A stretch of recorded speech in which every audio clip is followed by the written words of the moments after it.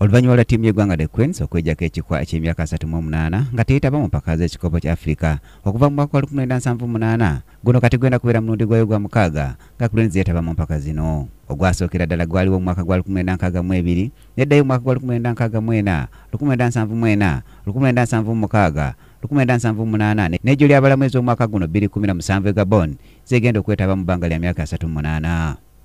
Empaka za 1962 Uganda ziyasookera ddala okwetabamu ng'ekyali ttwali lya Bungereza zaategekebwa mu ggwanga lya Ethiopia mu kibuga Addis Ababa era ne zizanyibwa mu kisaawe ky'eggwanga lino ekya Haile Selassie Stadium. Empaka zaatandika n'okusunsulamu amawanga ennaku z'omwezi 8 April 1961 era nga zaalimu okukyala n'okukyalaganira.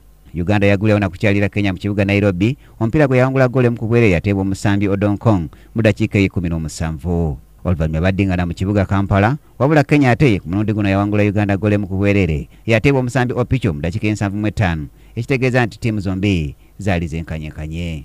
Wabula okwawukanako n'enteekateeka nga bwe zaali mu mpaka zino bano bombi baasaba baddingana ebimala eggayangano ku kisaawe era bwe batyo balondeko omuwanguzi. Mu kuddingana Uganda yakuba Kenya ggoolo 2 ku bwereere zaateebwa abasambi Sewava mu ddakiika ya 5, Fawuza mu ddakiika y'ekinaana bwetyo Uganda neyesoga empaka z'ekikopo kya Afrika omulundi gwayo gwasookera ddala. Amatiimu amalala gayitawo kwaliko Ethiopia baali abategesi, United Arab Republic kati eyitibwa Misiri nga bano bajja nga bachampion oluvannyuma lw'okuwangula empaka za 1958, Tunisia ne Uganda yennyini. Ttiimu zino ennya zaakwatagana ku luzannya oludde olw'akamalirizo era ng'oluzannya olwasooka lwaliwo ng'ennaku z'omwezi 14 January 1962 mu kibuga Addis Ababa era nga Ethiopia abategesi be baasookawo ne batuuka ne Tunisia gye bakuba ggoolo 4-2 ezaateebwa abasambi Lucio Vassell ne Jima Takol mu ddakiika 38 ssaako n'omusambi Waku mu ddakiika 69 ate ng'eza Tunisia zaateebwa abasambi Merichoku mu ddakiika 13 ne Cherifu mu ddakiika 29 bwetyo Ethiopia neyeesooga fayinolo.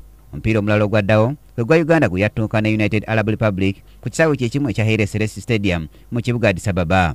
Kuno gwagenda okuggwa nga Uganda ekubiddwa Arab Republic ggoolo 2-1 era nga ya Uganda yateebwa omusambi Jonathan ate eza Arab Republic zaateebwa abasambi Badri Abdul Fattah mu ddakiika ya 5 ne Saleh Salim mu ddakiika ya 57. Bwetyo fayinolo yasambibwa Ethiopia ne Tunisia era nga Ethiopia giwangula ggoolo 4-2 bwetyo n'esitukira mu kikopo kyayo eky'amawanga Afrika ekyali kisookedde ddala mu byafaayo. Fayinolo eno yalamulibwa Munnayuganda omukommonsi wa firimbi amanyiddwa nga Wilson Brooks.